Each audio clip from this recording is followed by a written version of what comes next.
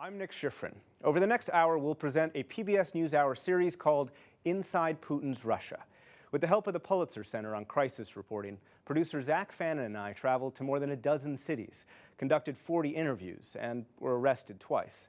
We'll report on Russian propaganda, Russia's opposition, Russians who join ISIS, and the tense relationship with the U.S. Our first story explores a new Russian identity. It's a combination of religion, old Russian traditions, and rediscovered patriotism. This new identity helps explain a lot about how today's Russia thinks, how President Putin acts, and why he remains popular. We begin our series in the southern city of Krasnodar.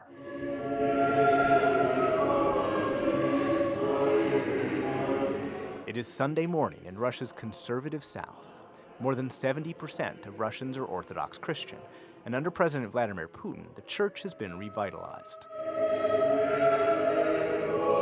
Archpriest Ivan Garmash is known as Father John.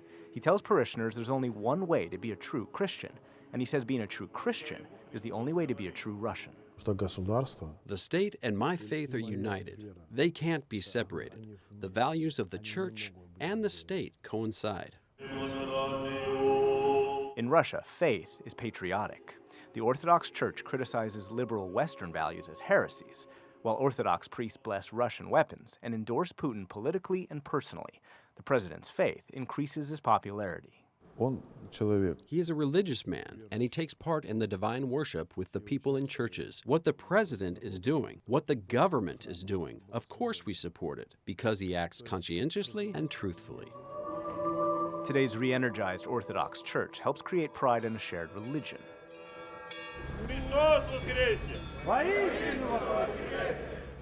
And historic Russian symbols like Cossacks help create pride in shared traditions. 500 years ago, Cossacks became the Russian Tsar's henchmen. They were famous and feared and helped police the Russian Empire's borders. The Soviets persecuted them. Today's Russia restores them. Cossacks fill Krasnodar's streets at an annual parade. They believe Russia should be governed by tradition, not the rule of law. Only the nation that has kept its traditions and honors them more than the law deserves respect. The strength of a nation is in its traditions. For 17 years, Vladimir Gromov led the regional Cossack army. He revitalized this event and helped get the Cossack state sponsorship. President Putin awarded him the Order of Friendship Medal. Gromov considers Putin the custodian of Russian pride and stability, preventing the chaos of the 1990s. If it wasn't for President Putin, Russia as a state would be struggling through the toughest times now, and possibly may have ceased to exist. Only Putin has saved the state from total collapse. And in return, Cossacks do what they feel saves Putin. During the 2014 Olympics, the band Pussy Riot performed a song that disparages Putin. Cossacks unleashed their centuries-old tradition of vigilante violence. Last year, Cossacks doused the main opposition leader, Alexei Navalny, and attacked his staff. And in Kaliningrad, when a small group of demonstrators demanded the government change its foreign policy, a Cossack beat up 63-year-old protester Yevgeny Grishin. He lost 80% of his eyesight. If the regime can't suppress civil protests through legal means, they punish the people through affiliated associations, like the Cossacks. The regime acts through them. Why have the authorities cracked down so much? In Russia, statehood comes first, and human rights come last. They use any means to prove the state is the most important, more important than a human. The idea that the state is more important than the people is actually not new. Russians have long had a collective identity. For us, the man is collective concept. We consider ourselves to be the part of the whole. So to be Russian means to share the same cultural and historical identity. For years, TV fixture and firebrand Alexander Dugin inspired the Kremlin's ideology. He says Russia's collective identity comes from patriotism, projection of power, and respect for the ruler. Putin taps into all three, connecting today's Russia to its imperial grandeur. Patriotism is organic, it is not artificial. Empire or state is not something additional or artificial, because it is our breath, our skin, our organic way of life. Today's Kremlin uses that patriotism to try and unite the population and convince them only a powerful state can protect them from enemies. Enemy number one, the US. America is on the brink of a revolution. Dugin and the Kremlin accuse the US of humiliating Russia by expanding NATO to Russia's borders and supporting revolutions in former Soviet states and satellites. Dugin advocates fighting back by attacking the West with asymmetric war. You talk about introducing geopolitical disorder, actively supporting dissident movements, extremism, racist, sectarian groups. This seems much more than just Exactly as you do. It's exactly what you are supporting separatist group, you are supporting any kind of nationalism, including Russian nationalism that is against Putin. My words are the mirror of what you are doing. It is mirror, and you are frightened so much because you are doing the same thing against us.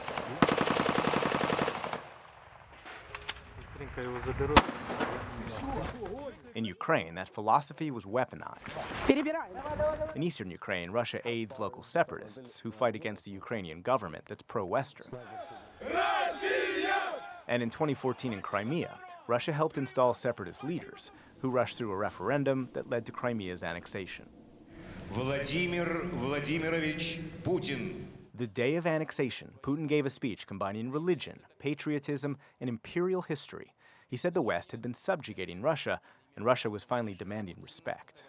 If you compress the spring all the way to its limit, it will snap back hard. Russia is an independent, active participant in international affairs. Like other countries, it has its own national interests that need to be taken into account and respected. It is impossible to overstate how transformative eastern Ukraine and here Crimea have been in recent Russian memory. After the Crimea annexation, Putin's popularity spiked to nearly 90%. Russians told pollsters that suddenly they felt like a superpower again. And Russians all over the country mobilized. That's Denis Solomon in 2014, fighting in eastern Ukraine. He's a former soldier who was working a mid-management retail job when he quit and crossed the border. Now, we hear that behind us. There's an intense battle. Mortars and shells are raining in our direction. Solomon went to war because of that collective Russian identity. He believed the Ukrainian government was attacking ethnic Russians. Those people who were under fire, I identified them as Russian people who needed protection by those who can at least hold a weapon. What was it about them that you felt, I need to help them? Those are the people with the same culture as mine, the same language, the same worldview. He was convinced of that by propaganda. In May 2014, dozens of pro-Russian separatists died in Odessa, Ukraine. It probably became the pivotal moment. There was a lot of information about how people were simply getting beaten and killed. Russian media exaggerated the attack, even using an actress to play a victim.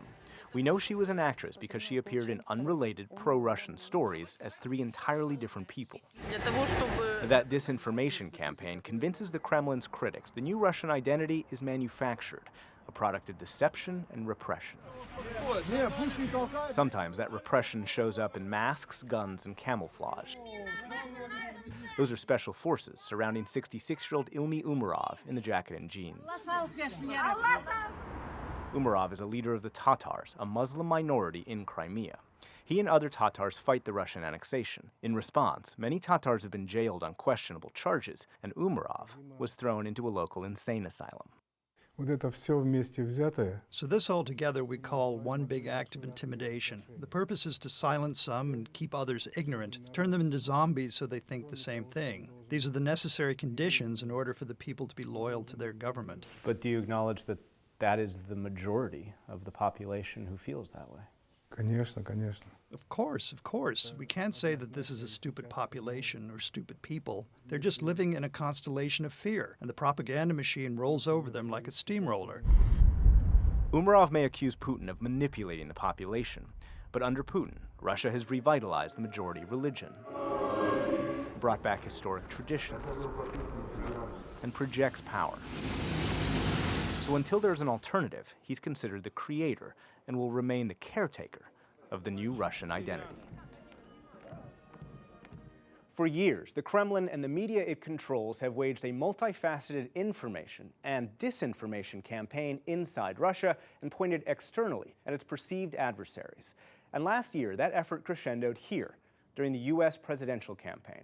So our second story is about the information war. In Russia, whoever controls the media controls the country, and Saturday nights are Sergei Brylyov's. The 44-year-old is an anchor for Russia One.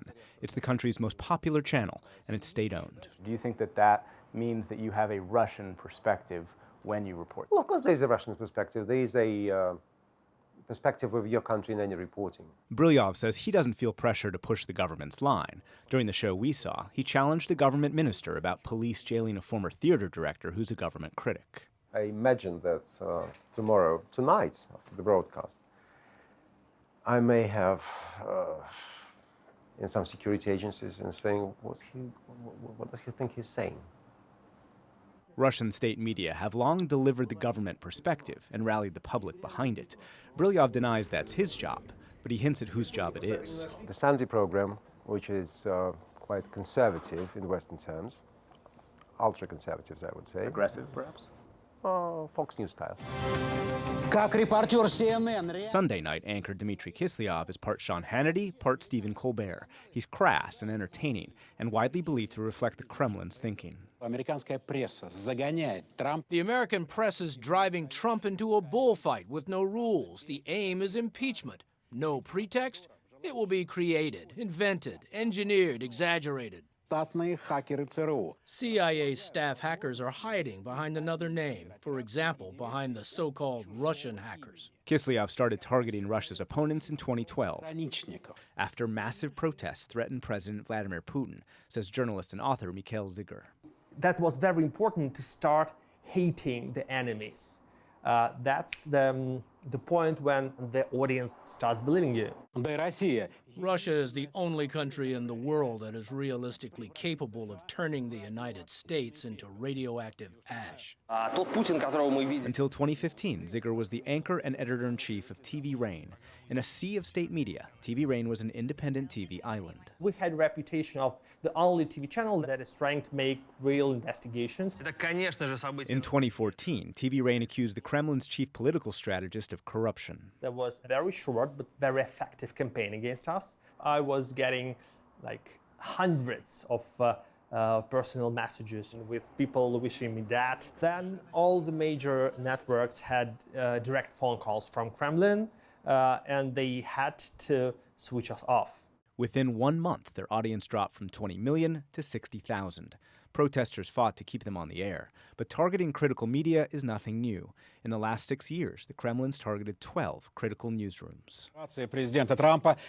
Zygar says state TV tries to convince Russians to support their government by replacing reality with a carefully crafted message. Democracy does not exist. Our system is much more stable because we have much stronger leadership. Putin is universally accepted as one of the most qualified heads of state on the planet, if not the most qualified. But this isn't only about shaping Russian opinion. Kiselyov considers the news a weapon aimed at Russia's enemies, as he put it in an interview on his own channel. If you can persuade a person, you don't need to kill him. Let's think about what's better, to kill or to persuade. Because if you weren't able to persuade, then you'll have to kill. If the politics of defending your country's interest is pro-Russian, then probably we are pro-Russian. Margarita Simonyan is the editor-in-chief of RT, formerly known as Russia Today. She says the network reaches 35 million viewers a day in 6 languages, including American and international channels. It's state-owned and aimed at foreign audiences as an alternative to channels Simonyan calls pro-Western, CNN and BBC. If you look at any station, you will see that what people are reporting comes from what they believe in, where they stand, their background, what their countries believe in, and let us be one of the voices in that choir. American and coalition forces are in the early stages of military operations. Because when the choir sings just one song, awful things happen, like the war in Iraq. critics say RT isn't just another media voice. It highlights conspiracy theories. The article basically accuses the U.S. of manufacturing this Ebola outbreak. It describes a Holocaust denier as a human rights activist. Russia is a threat to the U.S.'s hegemony. And a neo-Nazi as a German expert. Germany is a country which supports violent Islamism. The criticism is, again, that you're trying to confuse rather than inform. No, that's absolutely a lie. We're never trying to confuse, we're informing. If we do have people appearing on the air live that are later found out to be Holocaust deniers or anything like that, we immediately put them onto a list of people who are forbidden from the air. You are telling me that people in the West are seeing us as a threat. Believe me, most of the people in Russia are seeing the West as a threat. For the West, the biggest threat in terms of information comes from that building. That is the headquarters of the FSB, successor to the KGB. During Soviet times, the KGB launched deliberate disinformation campaigns, like planting the idea that President Kennedy was killed by the CIA.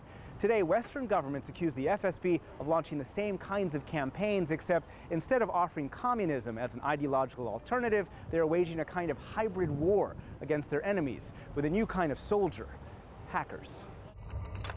Over the last 2 years, the Russian military ran online recruiting ads where soldiers put down their guns to fight a cyber war.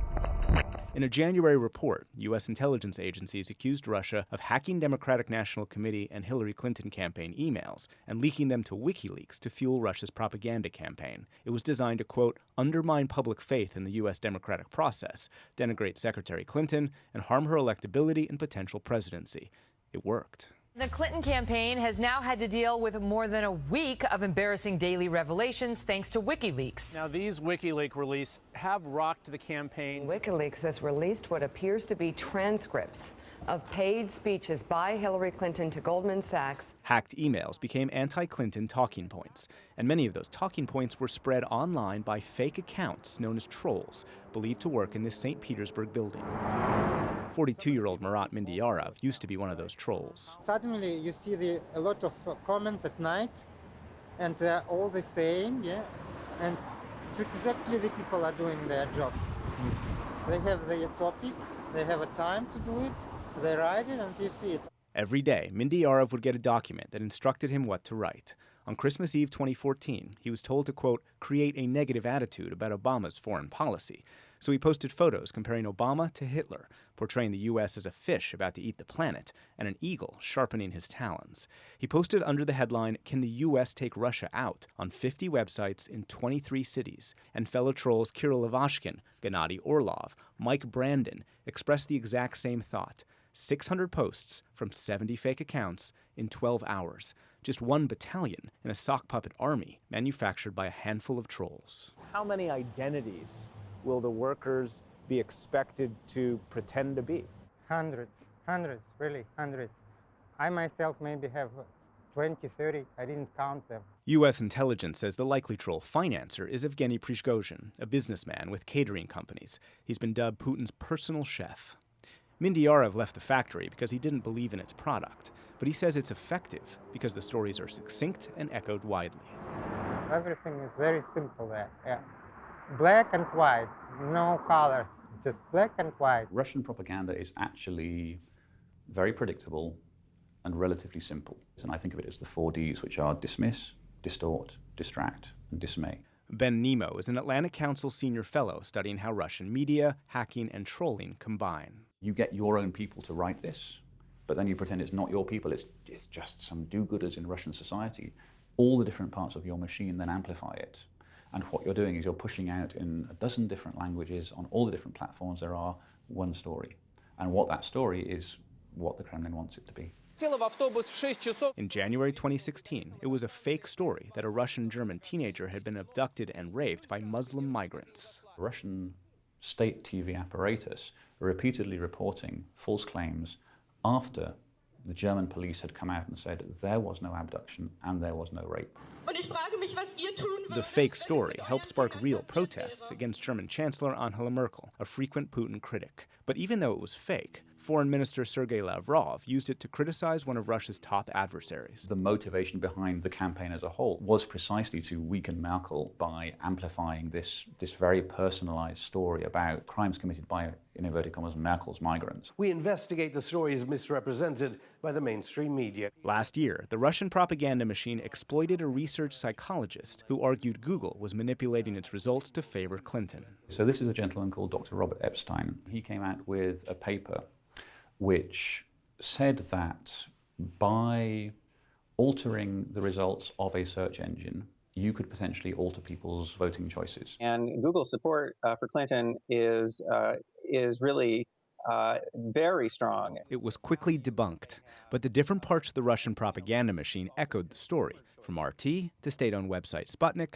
to Russian trolls. This was a classic example in which the different parts of the machine were amplifying each other. What you then had was the claim being picked up by a number of largely conservative media in the US. It looks like Google is in the tank for Hillary.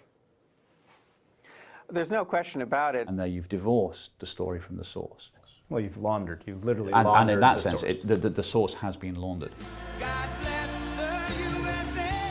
Then candidate Trump said was the effect of Google was rigging its results in favor of Clinton. Google's search engine was suppressing the bad news about Hillary Clinton. Now, we don't know where he got that from, but we know that the insertion point for that story was a Kremlin disinformation outlet. For any purveyor of propaganda, your dream is to have some high-value amplifier amplifying you, especially if you can contrive that in such a way that you are divorced from it. How about that? How about that? Next, we travel to Russia's southernmost border. The Republic of Dagestan is in the North Caucasus, a kind of bridge between Asia and Europe. Over the last 2 decades, Dagestanis have fought a brutal separatist insurgency against the Russian state, with violence spilling over from neighboring Chechnya, where Russia's fought 2 wars. Americans might know Dagestan because the Boston Marathon bombers were Dagestani immigrants. But now there's a new problem. By one estimate, as many as 5,000 Dagestanis are fighting for ISIS. We traveled to Dagestan to try and understand why so many Dagestanis are fighting in Syria and Iraq.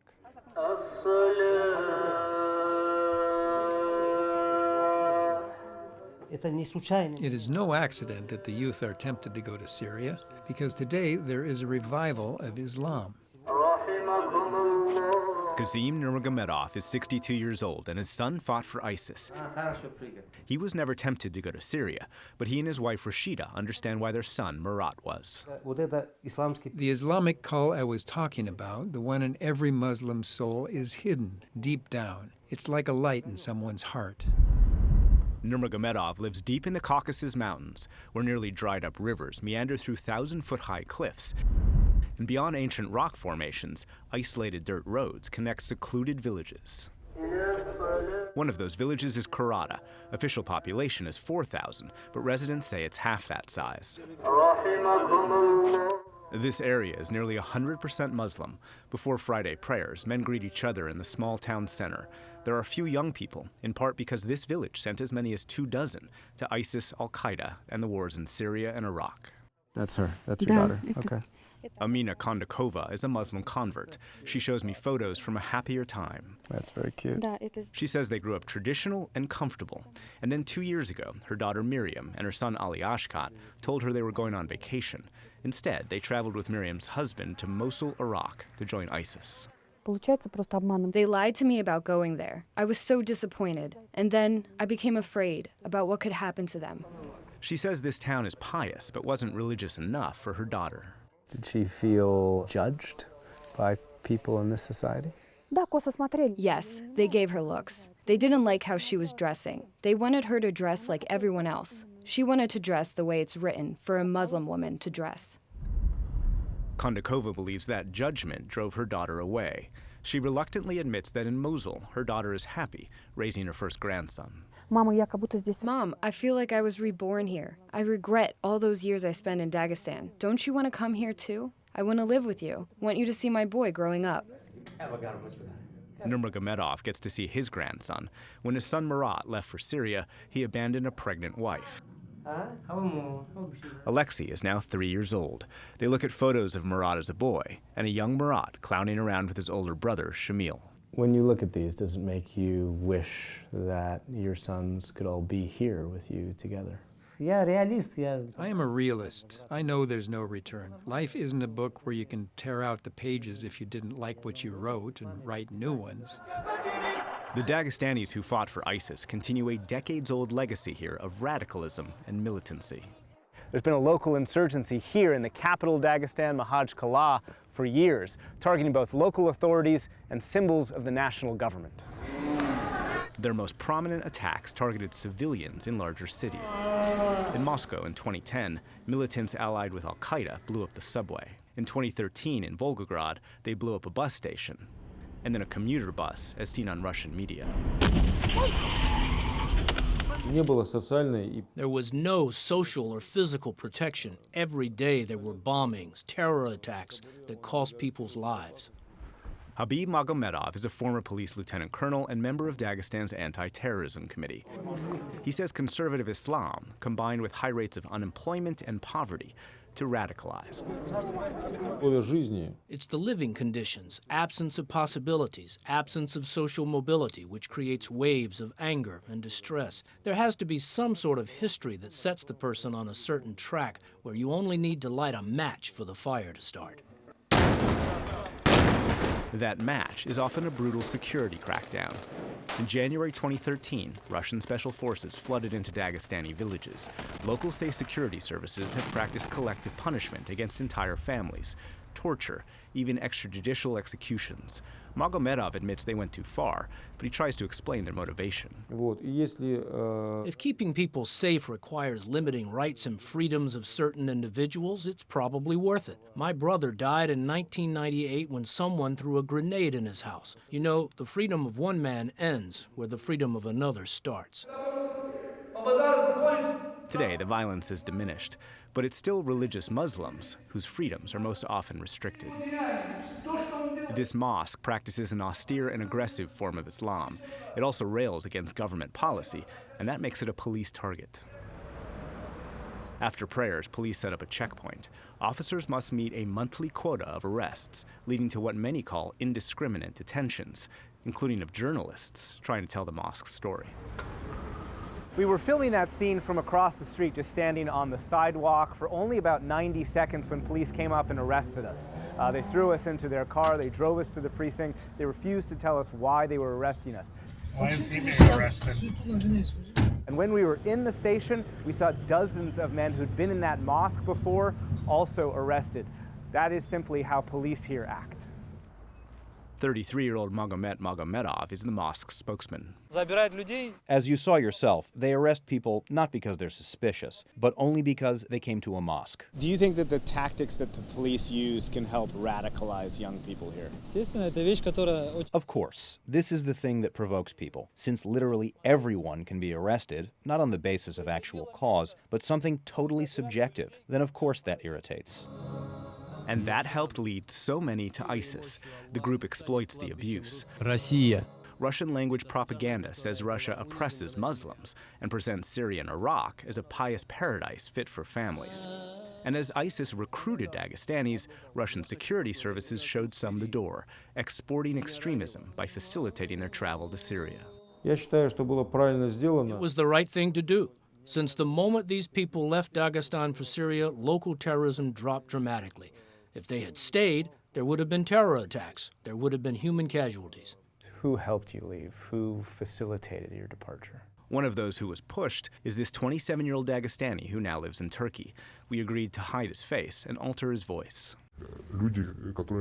People who were on the federal wanted list could somehow get a passport and leave the country. Some security officers said to them, "We'll either kill you or you can leave the country." The way I was helped was that every time I went to my local government office, I was taken by the police and interrogated. But when I went to get a passport, nobody stopped me. And after the Dagestanis left, Russia made sure they never came back. They simply said that if I come back, they'll do bad things to me, so I won't ever go back. Many Dagestanis who fought for ISIS have died in Syria, and they're celebrated by ISIS propaganda. But some managed to escape, often to the port city of Odessa, Ukraine. Former ISIS fighter Murat agreed to talk to us if we didn't show his face. The majority went to Syria with the notion of jihad, that Assad was repressing Muslims and we needed to help them. We've actually already met Murat. He's the son of Kazim Nurmagomedov. Kazim is often in Odessa to visit.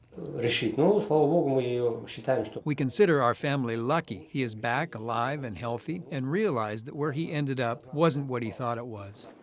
When his son left for Syria, Kazim didn't sit back and let him die. He traveled to the outskirts of Aleppo and saw the destruction. He helped convince Murat he'd made a mistake. Murat finally left when he thought about his own son. I was thinking about him constantly, hoping that I could leave and see my child. I was always thinking about what a big mistake I made. Thank God I was able to leave there alive, because practically everyone I knew there, no one is left alive. They all died there. Murat will never return here to Dagestan, and that's what's inspired Kazim to speak on camera for the first time. There are thousands of ISIS fighters in Syria who want to leave. I feel it. Maybe my story will be a lesson. How to do it, what obstacles to expect. I feel some sort of responsibility to use my experience to help get others out. People like Kazim's neighbor, Amina. She fears her daughter is dead. She hasn't heard from her in 4 months. What would you say to a mother in America who's listening to this story? Don't let your children go anywhere. Look after them. Look after their every step. But don't let them leave you. Ever. But their children have left this place, and most will never return. Next, we look at the fate of some of the Kremlin's enemies. According to one study, in the last 3 years, 38 prominent Russians have been the victims of unsolved murders or suspicious deaths. The high mortality rate has a long history, but critics say it's emblematic of how President Vladimir Putin runs today's Russia. In today's Russia, there are consequences to criticizing the state. Police tell protesters their rally isn't sanctioned. They're asking President Vladimir Putin not to run for re-election. This demonstration is sponsored by the opposition group Open Russia.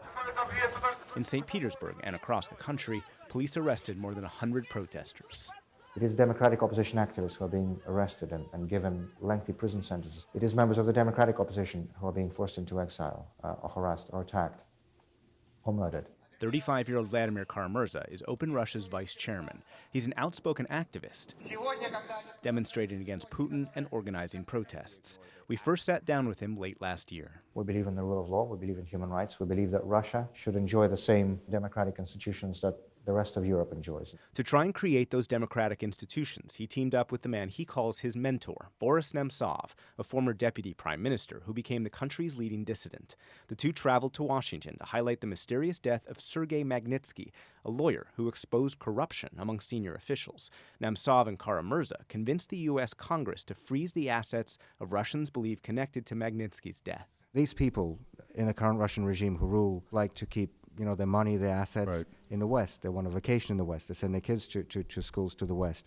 And this, personal accountability may well be the only thing that will make them think twice. A little more than 2 years later, Nemtsov was assassinated a few hundred feet from the Kremlin's walls. His death was brazen and shocking. This is the spot where Boris Nemtsov was killed, and you can see the corner of the Kremlin right there, just a few hundred yards away, and you can see the memorial for him that's on this bridge. Today in Moscow, a court sentenced 5 people in Nemtsov's murder. Whether or not they were the masterminds, they permanently silenced Nemtsov's outspoken criticism. You live in Moscow. Kara-Murza believes someone used poison to silence him, too. I started suddenly feeling really, really sick, and within the space of 15 to 20 minutes, I went from feeling completely normal, like I am now, to having a really rapid heart rate, sweating, palpitation. I started vomiting, and then I just lost consciousness. Kidneys, I think, went first, and it was the heart, the lungs, the stomach, the liver, everything just shut down. So I have no doubt that this was a deliberate attempt to murder based on my political activities and motivated by my activities in the Russian opposition. There are people working as opposition who are not targeted. What is the line that you apparently crossed? There's a clear line between just saying things that are against the regime, and it's a totally different thing to go after their own personal interest, after their pockets. The history of assassination goes back decades. In 1940, Leon Trotsky was killed with an ice axe. In 2006, crusading Russian journalist Anna Politkovskaya was murdered. And in 2014, Alexander Litvinenko, a former intelligence agent who accused Putin of ordering Politkovskaya's death, was killed by radioactive tea. Denis Voronenkov was a pro-Putin lawmaker who defected to Ukraine and became a Putin critic. In March, he was walking down the street in Kiev when a gunman shot him 3 times. His body bled out on the sidewalk in the middle of the day. Maria Maksakova is his widow. I was dreaming about my first spring in Kiev with Denise. I was dreaming so desperately. First, I thought it's better not to be born at all when you lose something like that. Maksakova lives in Kiev, where she's raising their son. In Moscow, she and Voronenkov were both lawmakers allied with Putin, and they enjoyed the spoils that come from power. But he'd also been an investigator who uncovered corruption in the Russian intelligence agency, the FSB. Who do you think killed your husband?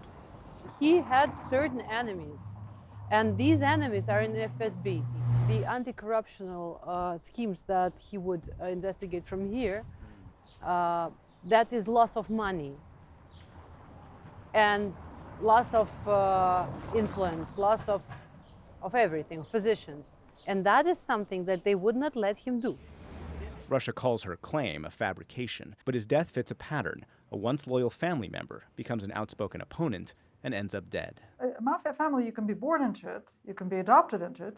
You can't leave it voluntarily. People who have tried to leave the Putin family voluntarily have not fared very well. Masha Gessen is a Russian journalist, author, and prolific anti-Putin activist. You've been dubbed by some an enemy of the state. Are you an enemy of the state? Well, I'm certainly an enemy of the mafia state, absolutely, yeah. I'm not an enemy of the Russian state. Gessen was the first journalist blacklisted by Putin's Kremlin. She's also been targeted because she's a lesbian who's raising adopted children. Это мой сын Вова. Его родила неизвестная мне женщина. А познакомились мы, когда ему было 2 года. In 2013, she helped lead a video campaign criticizing an anti-gay propaganda law. It helped condone homophobia and attacks on gay Russians. And Gessen argues the law explains how Putin rules. The autocrat needs everybody out in the street with flags aloft. The need that's primary is the need for mobilization. To have mobilization, you need to have enemies. You can have LGBT people as enemies today, and then you can have Americans tomorrow, and keep the LGBT people in your back pocket and then pull them out when you need them again. And Gessen says above it all is a boss served by loyal lieutenants who don't need explicit instructions to launch attacks. The patriarch of a family will say to you, do I always have to tell you what to do? Like, don't you know what the right thing to do is? Does the Kremlin kill its political enemies? 100% sure not. The Kremlin denied our interview request, but Sergei Markov, a member of Putin's party and Russia's National Strategic Council, reflects the Kremlin's defense, counterpunch, and embrace conspiracy theories, starting with the assassinated opposition leader Boris Nemtsov. Who organized his killing? I strongly believe that it's terroristic organization, SBU, Intelligence Service of Ukraine. Ukraine killed Boris Nemtsov. Not Ukraine. Ukraine is country, captured by terrorists. But terrorists who captured Ukraine, they killed Boris Nemtsov. But it's more than Nemtsov, right? Vladimir Kara-Murza has been poisoned twice. Anna Politkovskaya was killed. There are a lot of people who criticize the Kremlin who end up dead. First of all, not too much. This atmosphere which is killing people exists. But this atmosphere has been created not by Vladimir Putin, but by Western countries against Russia. For the people Putin targets, that argument is an attempt to distract. Russia, surrounded by enemies, we should support even stronger than before our leader, etc., etc. That's a standard propaganda for any authoritarian regime. Mikhail Kasyanov was Putin's first prime minister. In the early 2000s, the two worked together to pass much-needed economic reforms. In 2004, Putin fired him, and Kasyanov became an outspoken opposition politician, appearing alongside Boris Nemtsov and Vladimir Kara-Murza. Last year, a prominent Putin ally posted a video of him and Kara-Murza in crosshairs. But not all of the Kremlin's enemies end up dead. Some end up humiliated. How did they target you? On television, they're blackmailing me and just creating dirty stories, etc., etc. 5 months before 2015 elections, state television broadcast Kasyanov having sex with his assistant. The video helped fracture his party. They will try to destroy publicly, to destroy morally and reputation of all of us, and they're doing this. quite successfully, and will continue doing this. And is there anything you can do to stop them? We cannot do anything because we have no protection. We have no free and fair elections. We have censorship in the media. We have political prisoners, more than 100 political prisoners now in Russia today. 1 year after he nearly died from poisoning, Kara-Murza got better and restarted his work. In February, he was a few hours away from boarding a plane to Washington, where his family lives for their safety, when he says he was poisoned a second time. We sat down with him and his wife Yevgenia in March. But I couldn't breathe. And at this stage, you know, when you're lying there, trying to gasp for air, you know, I think I felt just life slowly going out of the whole body. And I remember that distinct feeling that this is it. This is the end. Now I'm going to die. The only thing I was able to do, I called my wife, Yevgenia, who was here in the United States. I asked them to take him to the hospital, to the same medical team that had treated him in 2015. Had he been on a plane, had he been alone in his apartment, had he been somewhere with, I don't know, in the streets of Moscow.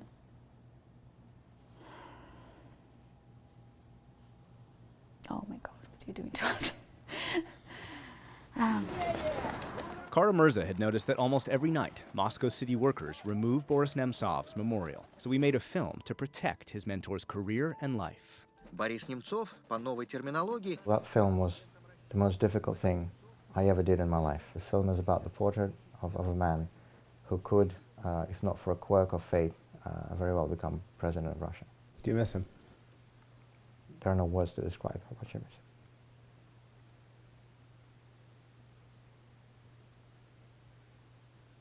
Sorry. The risks, they do hit close to home, closer and closer every time. Have you ever asked him not to go back? It is terrifying, I'm not gonna lie to you, but I want him to continue to do what he thinks is important, what he thinks is right. And her faith allows Kara-Murza to keep his faith that he can change the system. He says after recovering, he'll go back to Russia to finish the work that he and Nemtsov started. Vladimir Putin is now serving an unprecedented third term as Russia's president, and he's expected to seek another 6-year term in next year's presidential election. Putin's been widely popular, but this spring, for the first time in years, there were large anti-government demonstrations across the country. This is the season of Russia's discontent. Under President Vladimir Putin, there's been a tacit agreement that people enjoy their lives and stay out of politics. Now, many Russians are deciding that bargain's no longer worth it. Until recently, people were thinking politics were somewhere far away, but now people understand politics hits close to home. 38-year-old Alexei Khodorov and his neighbors had considered themselves apolitical. But they launched these protests when the city of Moscow planned to evict them from their apartments, to knock them down and build high-rises. As always, police presence was strong, but some Russians' fear of their state seems to be fading, and faith in themselves rising. Do you think you can make a difference? We can change things if we stay together. We need to stay active. It's very important right now to recreate civil society. For the last 5 years, civil society has almost disappeared. In the 1960s, the former Soviet Union built Khodorov's apartment complex as inexpensive housing. So this is your home? It's my home. For people like him to have their own space. Inside, it's nice, with a view of the Moscow River. Khodorov accuses local officials of wanting to seize valuable land to get rich. Now is a very important moment. The people are starting to unite to show the government their point of view. The man most responsible for creating that unity is Alexei Navalny. The 41-year-old lawyer is the country's most prominent opposition politician on a crusade against corruption. He calls the ruling United Russia Party the party of crooks and thieves. In March, he posted an hour-long YouTube expose about mansions, yachts, and land that he says were corruptly acquired by Putin's prime minister, Dmitry Medvedev. Medvedev can steal so much and so openly because Putin does the same, but on a greater scale. The system is so rotten, there's nothing healthy left. Navalny's been fighting Putin for 6 years. In 2011, he sparked massive protests ahead of a parliamentary election he called rigged. It's very simple. Power to the people. 2 years later, he ran unsuccessfully for Moscow mayor against the Putin-backed incumbent. Today, by using YouTube, Navalny circumvents state-run media and maintains a huge following. This video has 23 million views. This is our country, and these swindlers are stealing our money. Everyone should fight however he can. Tens of thousands of people answered his call. On March 26th and June 12th, Russians launched the most widespread unsanctioned protests in a quarter century. They were held in 185 cities. Nearly all the protesters were young and motivated to speak out by corruption. Putin's a thief, they chanted. Police join the people, they say. Don't serve the government of monsters. Police declined their invitation and arrested 1,700 protesters across the country, including Navalny. He was sentenced to 25 days in jail for organizing an unsanctioned rally. He was also arrested and jailed in March. And back in 2014, he was convicted of a felony, defrauding clients of a shipping company he helped his brother Oleg start. Oleg remains in prison. Alexei calls his brother a hostage, and the charges fabricated. But his conviction means legally he can't run for office. That hasn't stopped him from campaigning for next year's presidential election. We do not owe the government anything. It is the government who owes us. They build an authoritarian regime that doesn't give anything back.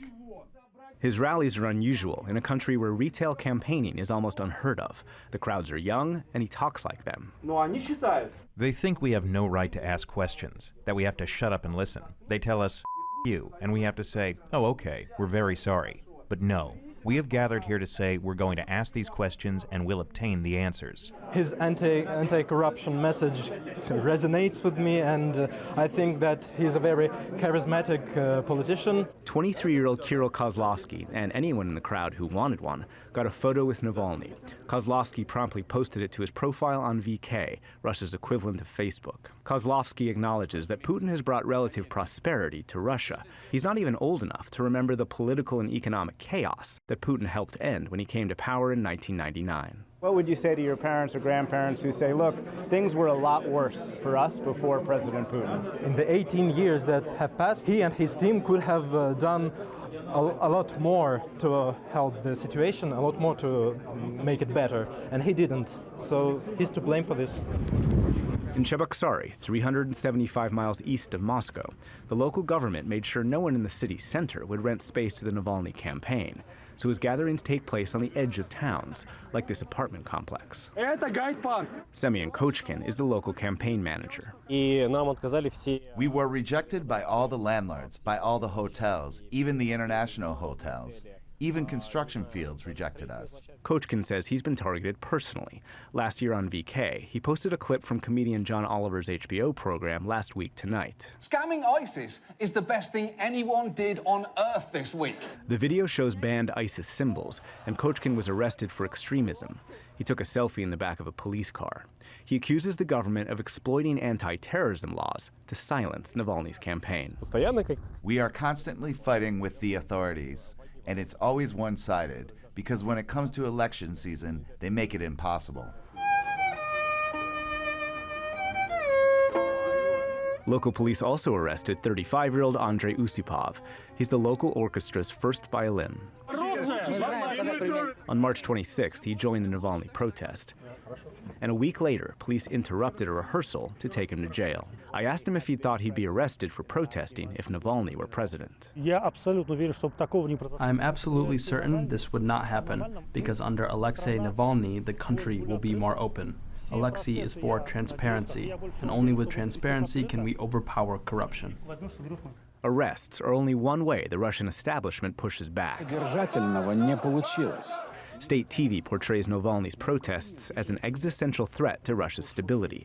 Listen to what the country's most popular anchor said last month. They use people to provoke the crowd and make the situation spiral out of control, achieving chaos, first in one square in one city, and then they plunge the entire country into poverty, and I'm afraid to say, civil war. Government-run high schools force students to watch a video comparing Navalny to Hitler, accusing him of being a fascist trying to undermine the state. But for the first time in a generation, young people are rejecting the government's talking points. In a classroom 2,000 miles from Moscow, students posted a video of themselves challenging a government-funded school teacher who called Navalny's supporters freaks and defended corruption.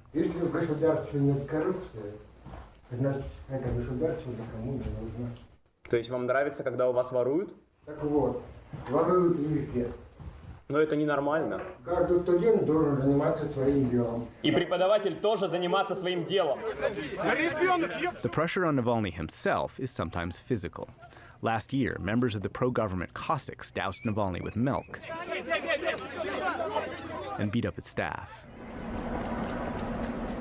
In April, a state TV channel showed an assailant after he sprayed Navalny with green dye and chemicals. Navalny's right eye needed surgery. Navalny accused the Kremlin of organizing the attack. Even if I look like this, does that mean that we will accept money's been stolen and used to buy yachts? I don't think so. Navalny's poll numbers remain low, but he's changing public opinion. 2/3 of Russians now identify corruption as the country's #1 problem. President Putin avoids responding to Navalny substantively, but the Navalny effect means at a town hall in Moscow, where questions are usually screened in advance, this teenager dared to ask Putin about corrupt officials undermining the public's faith in government. How are you planning to solve this problem? Putin responded, You read your question. Did you prepare it yourself, or did someone put you up to it? Life prepared me for this question. While he's inspired the younger generation, some fellow Putin opponents criticize Navalny for being a nativist. 6 years ago, he released videos comparing immigrants who work in Russia to cockroaches. Navalny stands by the videos and says he wants to appeal to nationalists, which is why he rarely criticizes Putin's muscular and popular foreign policy in Ukraine and Syria. Navalny turns down interview requests, including ours, and tries to keep the focus on corruption. You save your harshest criticism of the president for his domestic policy, obviously, not his foreign policy. In fact, you don't talk very much about his foreign policy. Is that because you agree with most of it? I don't talk a lot about foreign policy, because here everyone is interested in wages, income, and bad roads. He tries to feed populism to an audience that's hungry. He highlights government corruption to people who feel they have nothing to lose. And he's trying to convince a generation, and perhaps the country, that politics requires participation. And finally, the U.S.-Russia relationship. To say it's been tense is an understatement. So next, we try and understand how Washington sees Russia and how Russia sees the United States. On Russia's most patriotic holiday, Russians of all ages remember what they consider their finest moment. They mark the anniversary of victory in World War II by honoring the dead. Kuriganov Naimovich's grandfather fought the Nazis. He says Russia and the U.S. were once allies and should be again. We really want to love you and be friends with you. We are waiting for you to finally meet us halfway. For Russians, it's the U.S. who's unwilling to come halfway. Many here believe President Trump wants to improve things, but is being blocked by what Dmitry Shoikin calls the American establishment. Trump wants to do something, but he's forced to follow the general political line. Donald Trump is the most right-wing candidate of the Republican Party. Perhaps nobody expressed more hope in Trump than Alexander Dugin, a right-wing TV firebrand and philosopher who's helped inspire the Kremlin's ideology. Really, we supported Trumpism.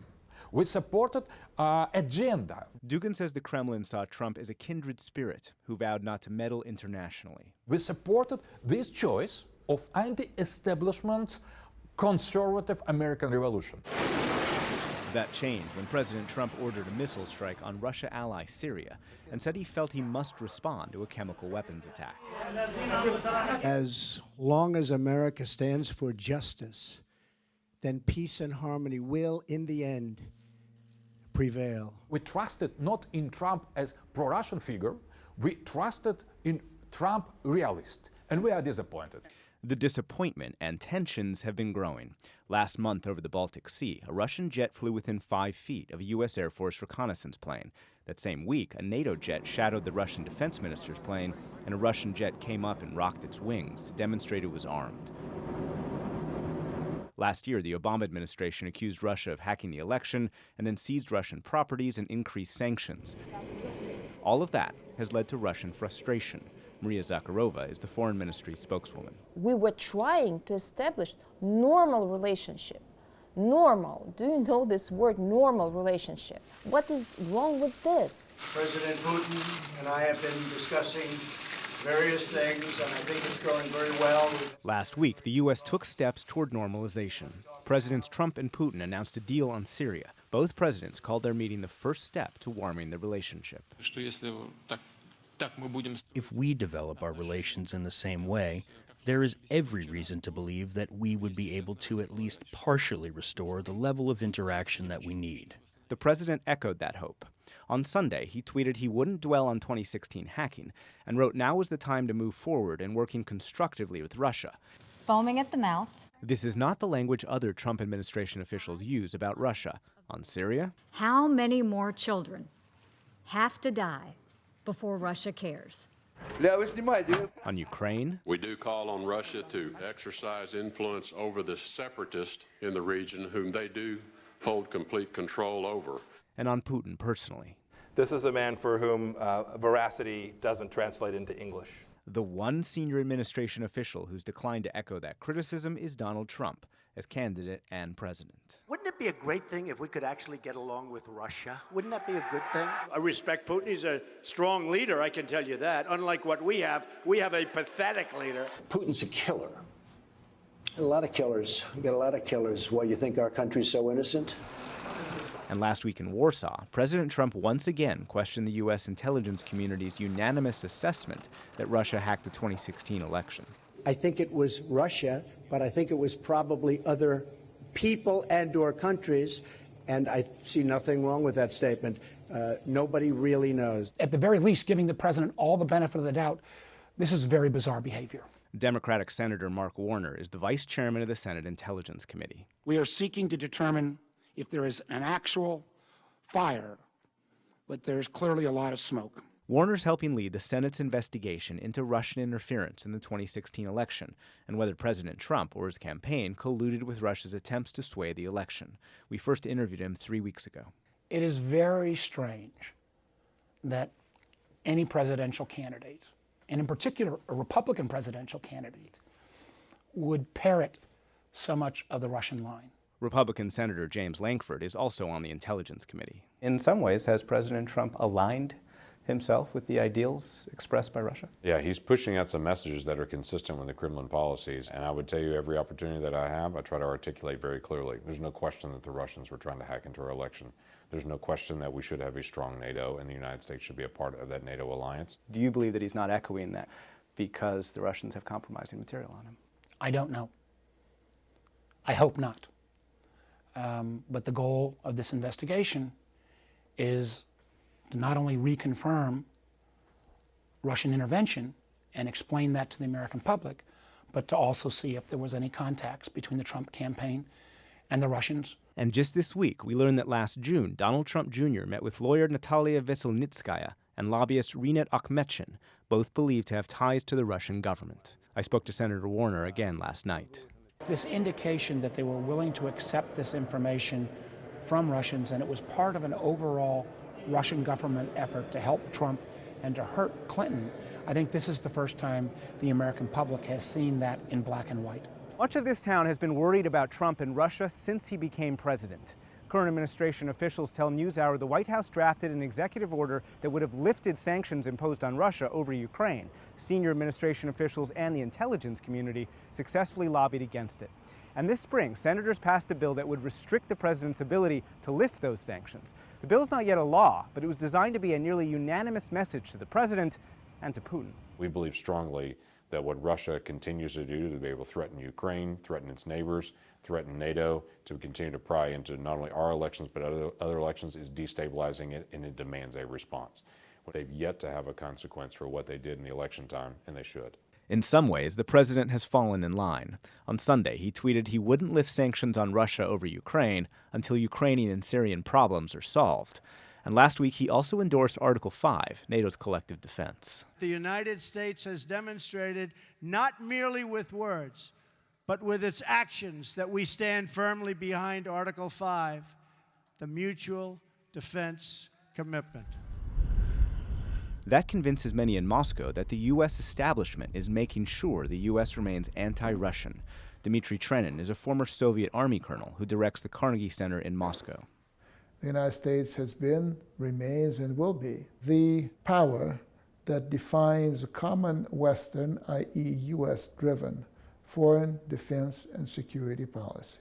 And given that, Trenin says the U.S. remains Russia's main adversary, and Russia's simply targeting the U.S. with whatever tool it can. I'm sure that the Russians have been looking at things, have been hacking things, have been using the material that they've hacked. Why are you surprised that you are being hacked? This is a method of espionage. This is what you do. If you can do it, do it. If you can protect against it, protect against it, but don't whine. But it goes one step further. Many in Russia look at Washington's turbulence and see a U.S. they'd considered strong and unified suddenly weakened. And they're exploiting that weakness in the U.S. foundation. It is not so coherent, it is not so stable, and it is vulnerable, I would say. And we have seen that. We have seen what we needed to see vulnerability of American society. And with that vulnerability, with that lack of unity, both American and Russian officials acknowledge that Russian interference in the United States is going to continue. For all of us at the PBS NewsHour, I'm Nick Schifrin. Thanks for watching.